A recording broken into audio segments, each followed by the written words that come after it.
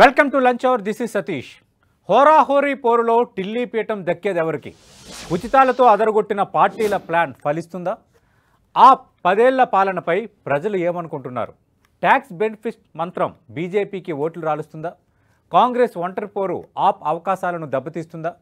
ఢిల్లీ ఎన్నికల తర్వాత ఇండియా కూటమి పరిస్థితి ఏంటి? అసలు ఢిల్లీ పీఠం ఎవరిది? ఈ రోజుతో ఢిల్లీ ఎన్నికల ప్రచారం ఈరోజు సాయంత్రం 5 గంటలతో ముగుస్తున్న నేపథ్యంలో 10 టీవీ స్పెషల్ అనాలిసిస్ మనం ప్రారంభించబోతున్నాం. చర్చలో పాల్గొంటున్నారు ఢిల్లీలోనే నివాసం ఉండే ప్రముఖ జాతీయ విశ్లేషకులు పెంటపాటి పుల్లారావు గారు. పుల్లారావు గారు నమస్తే సార్. పెంటపాటి పుల్లారావు గారు, మీరు తెలుగువారైన ఢిల్లీ వాస్తవ్యులు. ఢిల్లీలో జరుగుతున్న ప్రచారం, ఢిల్లీలో జరుగుతున్న రాజకీయాన్ని దగ్గరుండి వీక్షిస్తున్నారు. నిన్న ఆంధ్రప్రదేశ్ ముఖ్యమంత్రి చంద్రబాబు నాయుడు కూడా ప్రచారం చేశారు. ఏదేమైనా ఈ రోజుతో ప్రచార పర్వం ముగిపోతోంది. మరో 2 రోజుల్లో ఎన్నికలు, 8వ తారీఖున ఫలితాలు రాబోతున్నాయి. కానీ ఎప్పుడూ లేనంతగా ఢిల్లీ ఎన్నికలను ఈసారి భారతీయ జనతా పార్టీ అత్యంత ప్రతిష్టాత్మకంగా తీసుకోవటం అనేది ఒకటి. 10 ఏళ్ల ఆపు పాలనపై ప్రజలు ఏ విధంగా రెస్పాండ్ కాబోతున్నారు అనేది రెండోది. 3 ఇండియా కూటమిలో కాంగ్రెస్ మళ్ళీ ఒంటరి పోరు నేపథ్యం, ఇండియా కూటమి మిగతా పార్టీలు ఆప్కు మద్దతు తెలిపిన నేపథ్యంలో ఈ ఫలితాల తర్వాత ఇండియా కూటమిలో పరిస్థితి ఏంటనేది మూడోది. 3 కీలక అంశాలు దీంతో ముడిపడి ఉన్నాయి. మీ అంచనా ఏంటి సార్? ప్రస్తుతం ఢిల్లీలో పరిస్థితి ఎలా ఉంది? ఒకటి ఏంటంటే, నార్మల్ గా బీజేపీ అంత పట్టుదలగా ఢిల్లీ ఎలక్షన్స్ చేయదు. ఈసారి పట్టుదలగా ఎందుకు చేస్తున్నారంటే, ప్రైమ్ మినిస్టర్ కూడా ఎన్నో మీటింగ్లు పెట్టారు. హోమ్ మినిస్టర్ అందరూ ఎక్కడి నుంచి తీసుకొచ్చి చాలా ఈ 70 ఎమ్మెల్యేల సీట్లలో ఒక 50 మీద ఫోకస్ చేశారంటే, వాళ్ళు జూన్ 2024లో Bharatiya Janata Party result prime minister party బాగా రాలేదు, మెజారిటీ రాలేదు. అప్పటి నుంచి వాళ్ళ ప్రెస్టీజ్ కోసం ఏదో రకంగా స్టేట్ ఎలక్షన్స్ గెలిస్తే బాగుంటుందని మహారాష్ట్ర, హర్యానా గెలిచాక ఒక మంచి ఊపు వచ్చింది. ఆ ఊపుతో పాటు ఇప్పుడు ఢిల్లీ గెలిస్తే విశేషంగా వాళ్ళు ముందుకు వెళ్ళిపోతారు. ఎందుకంటే రాబోయే సంవత్సరంన్నరలో ఇక్కడ బెంగాల్ ఎలక్షన్స్ వస్తున్నాయి, బీహార్ ఎలక్షన్స్ వస్తున్నాయి, తమిళనాడు ఎలక్షన్స్ వస్తున్నాయి, తర్వాత ఉత్తరప్రదేశ్ ఎలక్షన్స్ వస్తున్నాయి. ఏ ఎలక్షన్ ఓడిపోయినా ఏమంటారంటే మోడీ గారు ఇమేజ్ పోయింది, అయిపోయింది అంటారు. కాబట్టి ఈ ఢిల్లీ ఎలక్షన్ కూడా గెలిస్తే మేము మళ్ళీ వచ్చాం, మహారాష్ట్రలో గెలిచాం, హర్యానాలో అనుకోకుండా గెలిచాం, మా బలం రెగ్యులర్ గా ఉన్నది, బ్రహ్మాండమైన బడ్జెట్ ఇచ్చాం, చెప్పుకొని ముందరకు వెళ్ళిపోతాం. దాని గురించి చాలా ప్రెస్టీజ్ ఇస్తుంది. చాలా బీజేపీ ఎప్పుడు చేయని పోరాటం చేస్తుంది. 25 సంవత్సరాలు బీజేపీ ఢిల్లీలో పరిపాలన లేదు, 98 నుంచి. అందువల్ల మళ్ళీ పరిపాలన తెచ్చుకోవాలి. ప్రపంచం అంతా ఏమంటారు, ఢిల్లీ స్టేట్ మోడీ గెలిచేదంటారు. సో అది ఉన్నది. రెండోది ఏంటంటే, ఎవరు గెలుస్తారంటే తప్పకుండా ఆమ్ ఆద్మీ పార్టీకి కొద్దిగా గాలి తగ్గింది. ఎంత తగ్గింది? ఓడిపోయేంత తగ్గిందా? నేరోగా వస్తుందా? ఇంకా చెప్పలేకపోతున్నారు. ఎందుకంటే కేజ్రీవాల్కి సపోర్ట్ ఉన్నది. ఆ సపోర్ట్ ని ఎలాగైనా లాక్కోవాలని బీజేపీ ప్రయత్నం చేస్తున్నారు. Andhra style, Telangana style politics, south Indian style politics కూడా తీసుకొచ్చారు. అది నేను చెప్పాలి, తప్పదు. అంటే ఇలా ఈ తర్వాత మూడోది ఫ్రీ బీజ్ అనేది బీజేపీ కూడా నరేంద్ర మోడీ గారితో ఇంక్లూడింగ్ మేము ఎక్కువ ఇస్తాం, మాకు ఓటేయండి, కేజ్రీవాల్ గారే ఎక్కువ ఇస్తాం, కేజ్రీవాల్ ఎలక్షన్ అయిపోయాక అతను మళ్ళీ జైల్లో పెట్టేస్తాం అవన్నీ అంటున్నారు ప్రధానమంత్రి వాళ్ళు. సో ఎలక్టరేట్ లో ఓటేసే వాళ్ళు చాలా కన్ఫ్యూజన్ వచ్చేసి, అందువల్ల ఇది ఈ పాయింట్స్ ఎలాగున్నాయి. 4th పాయింట్ మీరు రేస్ చేసింది, ఇది ఎలక్షన్ తర్వాత కేజ్రీవాల్ గెలిస్తే నేషనల్ గా ఆపోజిషన్ లీడర్ నెంబర్ 1 అయిపోతాడు, రాహుల్ గాంధీ లీడర్. ఓడిపోతే మాత్రం కాంగ్రెస్ పార్టీకి మంచి అవకాశం మళ్ళీ వస్తుంది. ఒక పెద్ద విరోధి తగ్గిపోయింది. సో చాలా కీలకంగా బీజేపీ మీద ఉంటుంది ఈ రిజల్ట్, కాంగ్రెస్ పార్టీ మీద ఉంటుంది. కేజ్రీవాల్ ఓడిపోతే ఇక ఢిల్లీలో ఉద్యోగం పోవటం కాదు, పంజాబ్ లో కూడా గవర్నమెంట్ పడిపోతే అవకాశం, అల్లర్లు జరగటం మొదలు పెడతాయి. కేజ్రీవాల్కి ఇది సర్వైవల్ ఎలక్షన్ అంటున్నారు అందరూ. ఎలక్షన్ ఓడిపోతే ఆయన చరిత్ర కథం అందరూ అంటున్నారు. ఎందుకంటే ఇంకో విధానం ఉండదు. అన్ని చోట్ల ఆయన విరోధాలు చేసుకున్నాడు, పార్టీ కూడా అంత బలంగా లేదు, నాయకులు ఎవరు అంతా చాలా సామాన్యమైన నాయకులు పెట్టుకున్నాడు, ఇంటెలెక్చువల్స్ ఎవరిని అందరిని తరివేశాడు. సో ఇది అందుకునే అంత కీ ఎలక్షన్ అయిపోయాయి. కేజ్రీవాల్ కీ ఎలక్షన్, బీజేపీకి కీ ఎలక్షన్, కాంగ్రెస్ పార్టీకి కీ ఎలక్షన్. అంటే పెంటపాటి పుల్లారావు గారు, గత 10 ఏళ్ల కేజ్రీవాల్ పాలనపై ప్రస్తుతం ప్రజల్లో ఎలాంటి చర్చ ఉంది? ఎందుకంటే కొన్ని రంగాలు, ప్రధానంగా పవర్, అలాగే వాటర్, ఎడ్యుకేషన్, అలాగే వైద్యం, అంటే వీటన్నిటికి సంబంధించి సమూల మార్పులు చేశారు అన్నది ఆప్ చెప్పుకున్నది దేశం అంతా మాట్లాడుకున్నారు. మరి ఈ 10 ఏళ్ల పాలన ఇంపాక్ట్ ఏమైనా ప్రజల్లో ఉందా? ఒక పాజిటివ్నెస్ ఏమైనా ఉందా? మరి లేదంటే ఇంకా భిన్నంగా ఏమైనా ఆలోచిస్తున్నారా? తప్పకుండా పాజిటివ్ ఉన్నది. అతను అందుబాటులో ఉంటాడు. తర్వాత అతను రాజకీయంలో తీసుకొచ్చిన వాళ్ళు చాలా సామాన్యమైన వాళ్ళు ఎంపీలు, మినిస్టర్లు అయిపోయారు. ఒక కాలేజ్ లెక్చరర్, ఒక హై స్కూల్ ప్రిన్సిపల్, ఒక సామాన్యమైన ఆర్మీలో ఆఫీసర్ కూడా కాదు, ఒక సార్జెంట్, ఇలా రిటైర్ అయిన వాళ్ళు అందరినీ ఎమ్మెల్యేలు చేశారు, మంత్రులు చేశారు. వాళ్ళు ప్రజలతో ఎక్కువ టచ్ ఉంటారు. పైన పెద్ద పెద్ద బంగ్లాలో కూర్చుని బంజారా హిల్స్ లో, జూబ్లీ హిల్స్ లో వారానికి ఒకసారి నియోజకవర్గం వెళ్ళి రావటం కాదు, అమరావతి హైదరాబాద్ నుంచి వెళ్ళి తిరిగి రావటం కాదు, అది అక్కడే ఉంటారు. ఆ అడ్వాంటేజెస్ ఉన్నాయి. కొన్ని డెలివరీ చేశాడు అతను కూడా. అతను టాక్టిక్స్ కూడా ప్రజలకి సింపుల్ మ్యాన్. పెద్ద పార్టీలు అయితే ఎవరు వెళ్ళలేరు. ఎలక్షన్ అయ్యాక మోడీని కలుస్తామా లేకపోతే రాహుల్ గాంధీని కలుస్తామా, వీళ్ళెవరు మాట్లాడరు కదా మనతో అని ఇతనికి అవన్నీ ఉన్నాయి. ఉండగా ఏం జరిగిందంటే గత 5 సంవత్సరాల్లో ఆయన లిక్కర్ స్కామ్ గురించి చాలా చెడ్డ పేరు వచ్చింది. దాంట్లో డౌట్ లేదు. స్కామ్ చెడ్డ పేరే కాదు, ప్రభుత్వంకి టైం పోయింది. ఓ సంవత్సరంన్నర ఇంకా ఆ కేసుల మీదే, ఆ గొడవల మీదే తిరిగారు. డిస్ట్రాక్షన్ అయిపోయింది. వాళ్ళు పరిపాలించలేకపోయారు. ఆయన దిగిపోవాల్సి వచ్చింది. ఇంకో ముఖ్యమంత్రి చేసే దీని ఇంపాక్ట్ ఉన్నది. ఇంపాక్ట్ లేదంటే ఇంపాసిబుల్, పెద్ద ఇంపాక్ట్. అదే కాకుండా ఆయన కొన్ని తప్పుడు పనులు చేశాడు. పెద్ద బిల్డింగ్ కట్టుకోవటం, ఎంత అల్లరి చేశారు కదా. ఆయన ఏదో సింపుల్ మ్యాన్ గా వచ్చాడు. పెద్ద కాన్వాయిల్తో కాదు, స్కూటర్ మీద తిరిగేవాడు. ఇవన్నీ ప్రజలకు ఇష్టం వచ్చింది. అలా పెద్ద బిల్డింగ్ కట్టు. అంటే పుల్లారావు గారు మీరు రేట్ చేశారు కాబట్టి ఎక్కువగా ఈ బిల్డింగ్ పైన భారతీయ జనతా పార్టీ నేతలు, ప్రధాని నుంచి నిన్న ప్రచారం చేసిన ఎన్డీఏ కూటమిలో తెలుగుదేశం పార్టీ అధినేత ఆంధ్రప్రదేశ్ ముఖ్యమంత్రి చంద్రబాబు నాయుడు వరకు శేష్ మహల్ పెద్ద బిల్డింగ్ కట్టుకున్నారు, సామాన్యమైన ప్రధాని, సామాన్యమైన ప్రభుత్వం ఎన్డీఏ అని చంద్రబాబు కూడా నిన్న మాట్లాడారు. అంటే ఇది ఒక ప్రచారాస్త్రంగా మారిందా? పబ్లిక్ ఏమనుకుంటున్నారు? కేజ్రీవాల్ సొంతంగా నిర్మించుకున్న భవనానికి సంబంధించి మీరు పెద్ద ప్యాలెస్ అంటే ఆయన సొంతానికి కట్టుకున్నాడు, ఆయన ఏదో డబ్బులు దొబ్బేశాడని చెప్తున్నారు. కానీ అది గవర్నమెంట్ బిల్డింగే. కానీ ప్రజలు అంతవరకు వెళ్ళదు కదా. కామన్ పీపుల్ ఏమనుకుంటారు, ఇంత పెద్ద బిల్డింగ్ కట్టుకున్నాడేమో, అక్కడే ఉంటాడా, అలా వచ్చేసింది. ఆ ఎలిగేషన్ ఆయనకు అంటుకున్నది. తర్వాత ఆయన క్లీన్ ఇమేజ్. మిగతా ముఖ్యమంత్రులు బాగా తినేసి బాగా లూటర్స్ ఉన్నారు. ఇంకా లూట్ చేసినా ఆవిడ పట్టించుకోరు. మీకు తెలుసు కదా, ఎలక్షన్ లో డబ్బిస్తారు, తిరుగుతారు, కరప్ట్ గిరప్ట్ ఏం ఉండదు. అవును, ఇతని మీద అది లేదు కదా. నేను clean man, anti corruption image తో ముఖ్యమంత్రి అవ్వాడు. 2013లో పవర్ఫుల్ షీలా దీక్షితుని ఎగరగొట్టేశాడు. అప్పుడు మన్మోహన్ సింగ్ ప్రధానమంత్రిగా ఉన్నప్పుడు ఆమె డిఫీట్ చేశాడు. 2015 బీజేపీకి 70 సీట్లలో 3 ఎమ్మెల్యేలు వచ్చారు. 3. మళ్ళీ 2025కి 6-7 ఎమ్మెల్యేలు వచ్చారు. కాంగ్రెస్ కి 0 ఎంపీలు, 0 ఎమ్మెల్యేలు. అలాంటి వ్యక్తి దొరికారు. ఇది పనిచేసిందా? కొత్త ఓటర్లు 5 సంవత్సరాల్లో 10% ఉన్నారు. ఇతర రాష్ట్రాల నుంచి వచ్చిన వాళ్ళు కూడా జాయిన్ అవ్వారు. మిడిల్ క్లాస్ వాళ్ళు ఆయనతో ఉన్నారా? మిడిల్ క్లాస్ వాళ్ళు వదిలేశారా? అది మెయిన్ ప్రశ్న ఇవాళ. లేబర్ ఆయనకున్న లేబర్ ఉన్నారు. మిడిల్ క్లాస్ మధ్యతరగతి వాళ్ళు ఎంతవరకు వదిలేశారు? ఆయన మీద విసుకొచ్చిందా? ఈ స్కామ్స్ గురించి, ఈ శేష్ మహల్ అంతం గురించి, అది బీజేపీ దాని మీద హైగా ఫోకస్ అవుతుంది. కానీ పొరపాటును కనుక మళ్ళీ కేజ్రీవాల్ విధిస్తే తప్పకుండా ఇది ఒక పెద్ద సెట్ బ్యాక్ అవుతుంది నరేంద్ర మోడీ గారికి, ఆయన ఇమేజ్ కి, అలాగే కాంగ్రెస్ పార్టీకి. సో ఇది చాలా కీలకమైన ఎలక్షన్. మీరు అన్నట్టుగా చిన్న రాష్ట్రమైనా చాలా ఇంపార్టెంట్ ఎలక్షన్ అయిపోయింది. ప్రపంచం అంతా చూస్తుంది, ఢిల్లీ క్యాపిటల్ కాబట్టి భారతదేశానికి. సో కేజ్రీవాల్ మీద మంచి ఉన్నది, చెడ్డ ఉన్నది. మిడిల్ క్లాస్ సంగతి ఏంటి? అది ఎవరు చెప్పలేకపోతున్నారు. మిడిల్ క్లాస్ ఓటు వేయటం మానేస్తారా? వెళ్లకుండా ఉంటారా? అది కోపం వస్తే వెళ్ళలేదు కదా. మొన్న జూన్ 2024లో చాలా మంది మధ్య తరగతి వాళ్ళు వేయలేదు కదా ఓటు. నరేంద్ర మోడీ మీద కోపం ఉంది కాదు, విసుకొచ్చింది, మనకేం చేయట్లేదు అని. సో ఆ ఫీలింగ్ వచ్చేసింది ఆ కేజ్రీవాల్ మీద. మిగతా 2 పార్టీలు ఇష్టం లేదు, కాంగ్రెస్ పార్టీ అది బీజేపీ. ఎవరికి వేయాలి? ఇంటికాడ కూర్చున్నాం అంటారా? సో ఇవన్నీ బయటకు వస్తాయి. పోలింగ్ పర్సెంటేజ్ ఎంత, ఎక్కడెక్కడ పడింది. కానీ మెయిన్ థింగ్ ఏమిటంటే విశేషంగా క్యాన్వాస్ చేశారు బీజేపీ. అలాగే కాంగ్రెస్ పార్టీకి ఏంటంటే కేజ్రీవాల్ ఓడిపోతే ఇంకా ఇండియా అలయన్స్ లో ఛాలెంజ్ ఉండదు రాహుల్ గాంధీకి. పంజాబ్ లో గవర్నమెంట్ మీద పడిపోవచ్చు.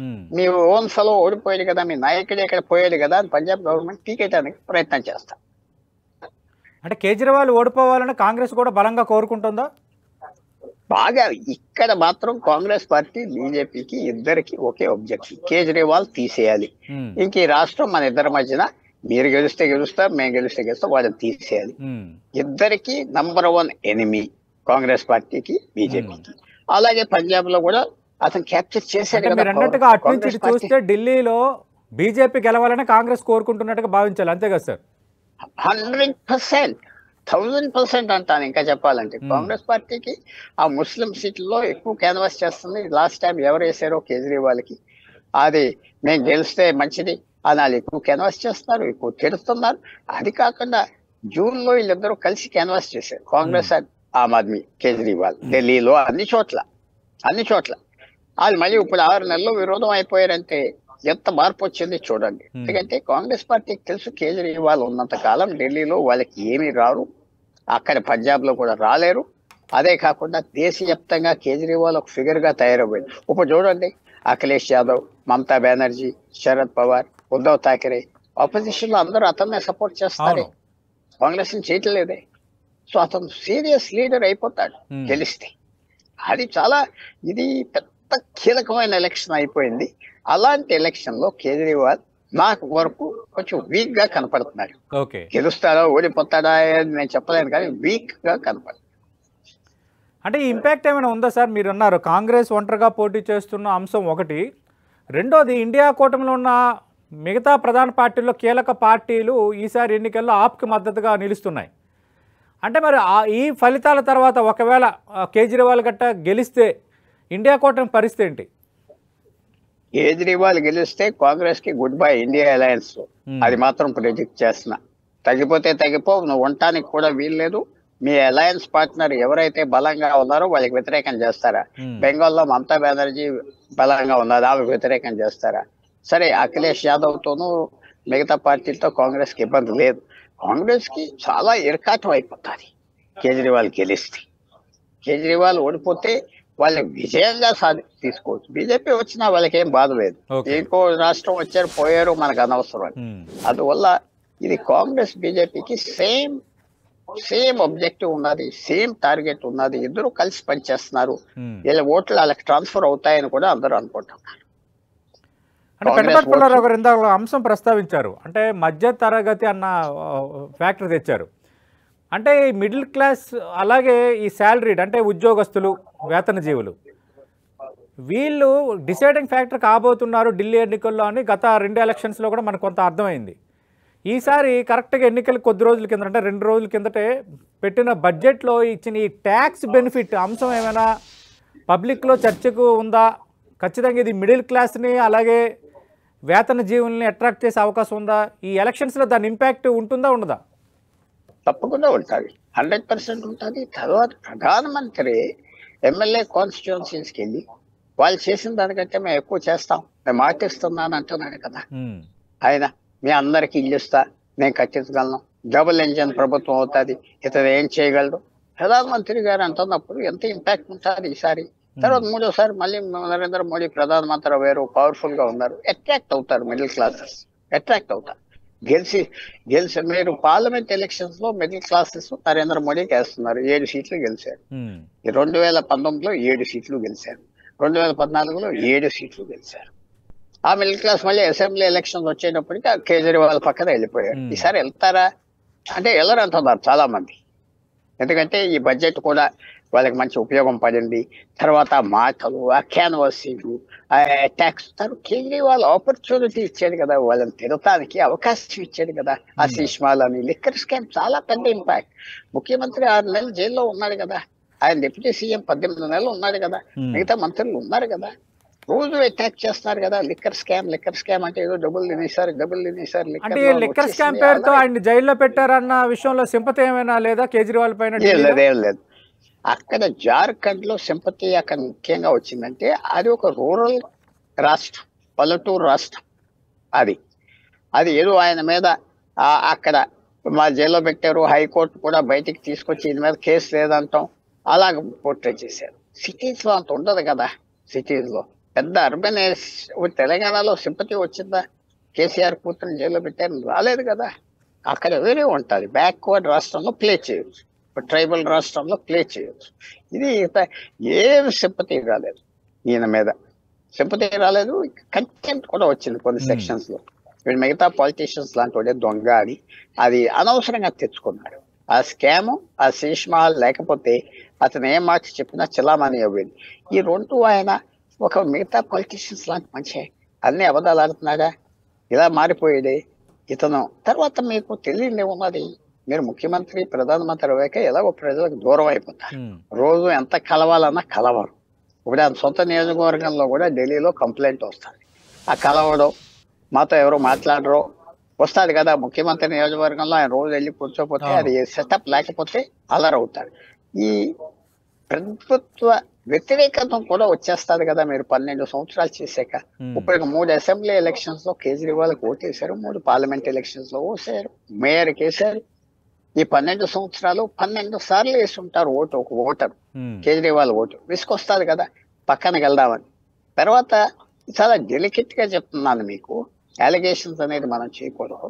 ఇప్పుడు ఢిల్లీ కూడా కొంచెం సౌత్ ఇండియన్ స్టైల్ పాలిటిక్స్ కూడా చేశారు.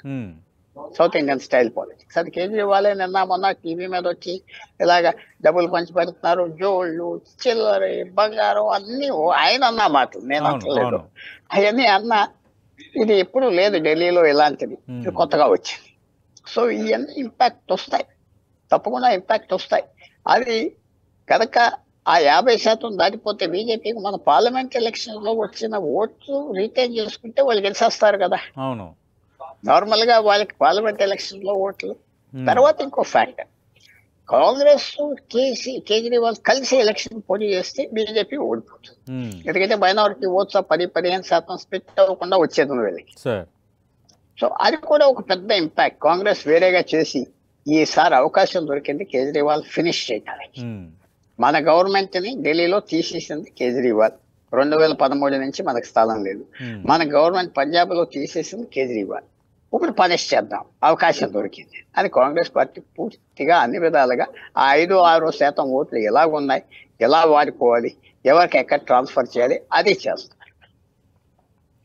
అంటే పెంటపాటి పుల్లారావు గారు, మామూలుగా ఎలక్షన్ టెర్మినాలజీలో మనం ప్రీ పోల్ అంటాం, కానీ ఇప్పుడు ఢిల్లీ ఎలక్షన్ ఫ్రీ పోల్గా మారిపోయింది.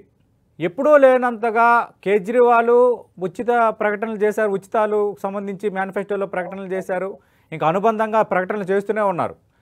అలాగే భారతీయ జనతా పార్టీ, కాంగ్రెస్ కూడా ఇంకా అదే దారిలో ఉన్నాయి. ఈ ఉచితాల మీద పబ్లిక్లో మూడ్ ఎలా ఉంది? ఖచ్చితంగా ఇవి ఇంపాక్ట్ చూపించేవేనా? 100% చూపెడతాయి. ఎందుకంటే చిన్న ఉచితాలు కాదు. బీజేపీ ప్రతి ఒక్కరికి ఫ్లాట్ ఇస్తానన్నది. అంటే 5 లక్షల ఫ్లాట్స్, 2 లక్షల ఫ్లాట్స్, 3 లక్షల ఫ్లాట్స్ తయారు చేయాలి. మా దగ్గర బలం ఉన్నది, భూమి ఉన్నది, మా చేతిలోనే ఉన్నది, కట్టామని. బీజేపీ ఏమన్నాడు నరేంద్ర మోడీ, వాళ్ళు ఇచ్చిన దానికంటే అన్ని ఎక్కువ ఇస్తాం. వాళ్ళు పెన్షన్ 2000 ఇస్తే మేము 3000 ఇస్తాం, వాళ్ళు 1000 రూపాయలు ఇస్తే మేము 3000 ఇస్తాం. ఆయన మాట నమ్ముతారు కదా. ప్రధానమంత్రి ఢిల్లీలో రోజు కనపడే ప్రధానమంత్రి, పెద్ద వ్యక్తి, ఆయనే ప్రామిస్ చేస్తున్నారు. ఇమీడియట్ గా ఎవరో ఉన్నారు మధ్యతరగతి వాళ్ళు, మనకు ఫ్లాట్ వస్తారేమో ఇస్తారేమో అని ఆశపడతారు కదా. తర్వాత గెట్ అవుట్ అంటారు, మనకు తెలుసు.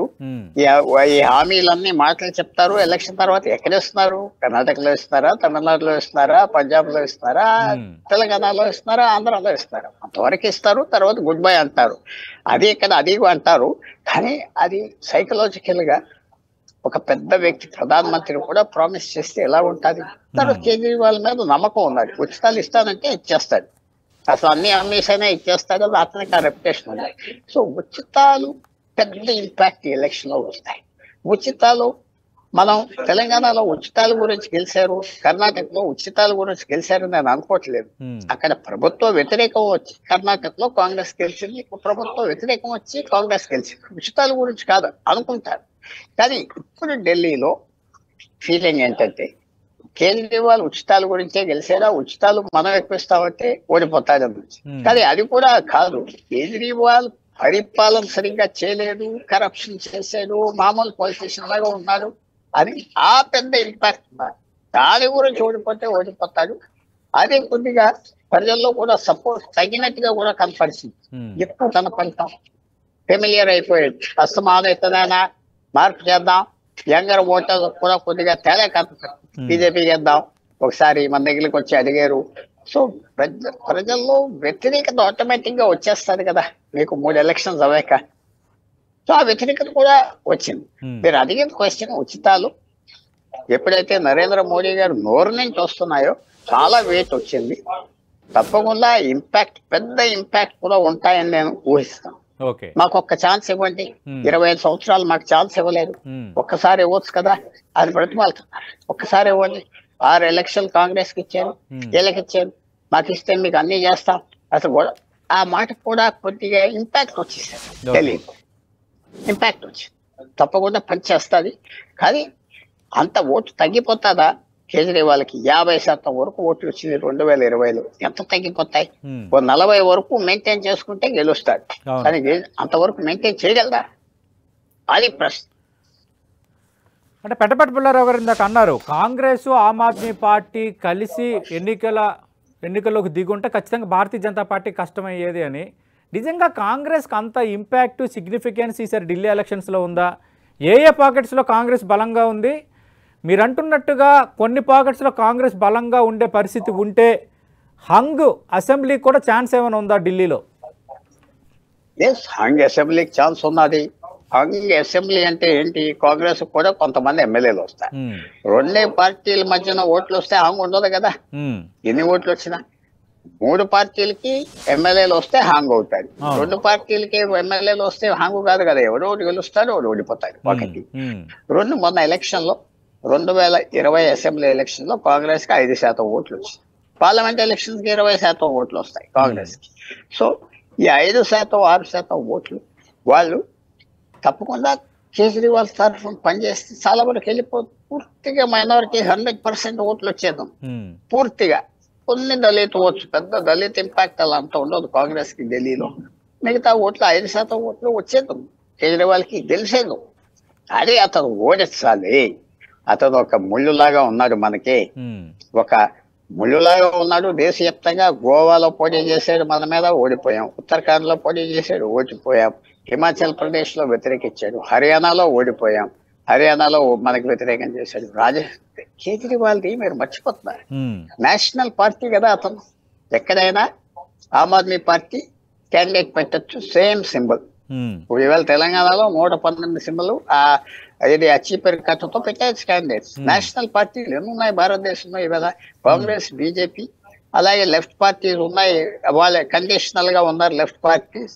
మాయావతి కూడా కండిషనల్ గా ఇంకో ఎలక్షన్ ఛాన్స్ ఇవ్వండి అని అడిగారు Kejriwal party. So Kejriwal party ఎక్కడైనా క్యాండిడేట్స్ పెట్టేది. పంజాబ్ లో ఎలా గెలిచారు చూడండి, 80 చిల్లర ఎమ్మెల్యేలు వచ్చారు 115కి. కాంగ్రెస్ అమరేందర్ సింగ్ పోయాక దళిత్ సీఎం పెట్టి ఏమో వచ్చేస్తారు. రాహుల్ గాంధీ తిరిగితే అవమానంగా తరిమేశాడు కదా, అవమానంగా తరిమేశాడు కదా. వాళ్ళకి అర్థంలో ఉన్నారు కాబట్టి ఇది తప్పకుండా కక్ష తీసుకోవటానికి కాంగ్రెస్ పార్టీ పనిచేస్తుంది. కేజ్రీవాల్ ఒక ముళ్ళు, ఒక డేంజరస్ ఫెలో, తీసేయాలి. అన్ని విధాలుగా దేశంలో ఎక్కడైనా క్యాండిడేట్స్ పెడుతున్నాడు, మన ఓట్లను తీసుకుపోతున్నాడు. ఫినిష్ చేయడానికి మాత్రం కాంగ్రెస్ పార్టీ. వాడు ఓడిపోతే కాంగ్రెస్ పార్టీకి పెద్ద రిలీఫ్ వస్తుంది. అంటే పెద్దపల్లి పుల్లారావు గారు,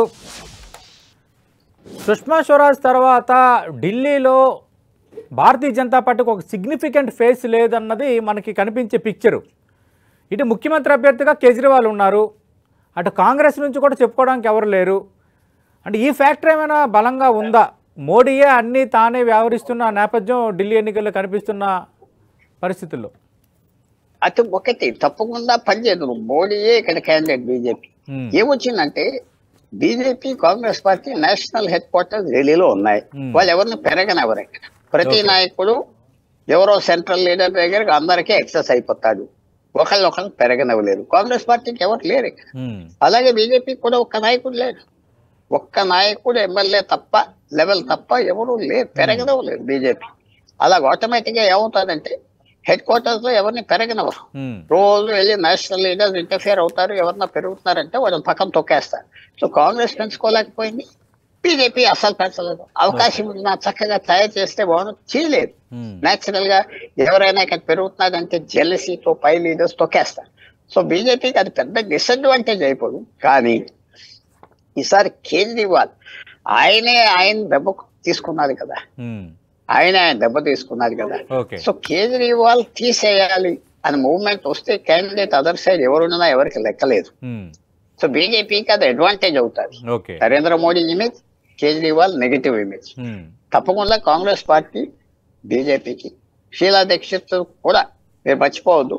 రెండో ఎలక్షన్ 2003లో ఆమె గెలిచి వచ్చాక 15 రోజులు పట్టింది కాంగ్రెస్ ఆమెకి అప్రూవల్ ఇవ్వటానికి. ఎందుకంటే నువ్వు చాలా పైకి పెరిగావు, 15 రోజులు ఆగని అప్పుడు అప్రూవల్ ఇచ్చారు. 15 రోజుల తర్వాత అలాగే ఉన్నదంతే ముఖ్యమంత్రి. సో ఎందుకంటే సైజ్ తగ్గించాలి, ఎవరో పెరగకూడదు. అది బీజేపీ కూడా ఎక్స్పర్ట్ గా చేసింది. ఎవరు లేరు ఇక్కడికి, ఒక్కడు లేడు, ఒక్క మనిషి లేడు. సో బట్ అడ్వాంటేజ్ మాత్రం కేజ్రీవాల్కి లేదు ఈసారి. ఆయన ఇమేజ్ దెబ్బతిన్నది, ఆయనే దెబ్బతిన్నాడు. సో అది పెద్ద ఫ్యాక్టర్ అవట్లేదు. నార్మల్ గా నా ముందు ఎవరు లేరని చెప్పే వ్యక్తి ఆయన ఎనిమి ఆయనే అవ్వాడు Kejriwal. Right, thank you Pentapati Pullarao గారు. చూద్దాం మరి ఈక్వేషన్స్ ఎలా ఉంటున్నాయో. మరో 4 గంటలు మాత్రమే ఢిల్లీ ఎన్నికల ప్రచారానికి సమయం ఉంది. అటు హోరాహోరీగా ఈసారి ఉచితాలు ప్రకటించిన నేపథ్యం ఒకటైతే, ఇండియా కూటమిలోనే పార్టీలుగా ఉన్న కాంగ్రెస్, ఆమ్ ఆద్మీ పార్టీ ఇప్పుడు కాంగ్రెస్ ఇండివిజువల్గా, ఆమ్ ఆద్మీ పార్టీ ఇండివిజువల్గా పోటీ చేస్తున్న నేపథ్యంలో మైనార్టీలు బలంగా ఉన్న ప్రాంతాల్లో కాంగ్రెస్ ఇంపాక్ట్ కనిపిస్తుందన్న పరిస్థితి ఒకటైతే, ఈసారి కాంగ్రెస్ కూడా ఆప్ ఓడిపోవాలి, బీజేపీ గెలవాలన్న ధోరణి ప్రదర్శిస్తోంది. ఎందుకంటే రాజకీయంగా రేపు పొద్దున్న ఇండియా కూటమి అలాగే రాహుల్ గాంధీ నాయకత్వానికి ఆప్ నాయకత్వం అంటే కేజ్రీవాల్ నాయకత్వమే ఒక ప్రధాన సవాలుగా మారబోతున్న నేపథ్యంలోనే కాంగ్రెస్ లెక్కలు ఉన్నాయి. ఢిల్లీ పోతే పోయిందన్న భావన కూడా కొందరు ఆ పార్టీ నేతల్లో ఉందని పెంటపాటి పుల్లారావు గారు చెప్తున్నారు. చూద్దాం మరి ఢిల్లీ బాద్షా ఎవరు, ఢిల్లీలో ఏం జరగబోతుంది, 25 ఏళ్ళ తర్వాత కమలం వశం కాబోతుందా, తిరిగి మూడోసారి హ్యాట్రిక్ విజయం సాధించి ఆప్ నిలబెట్టుకుంటుందా, అసలు కాంగ్రెస్ ఇంపాక్ట్ చూపిస్తుందా లేదా మనకి తెలియాలంటే ఇంకా కొద్ది రోజుల్లోనే తేలిపోతుంది. ఇది 10 టీవీ స్పెషల్ అనాలిసిస్.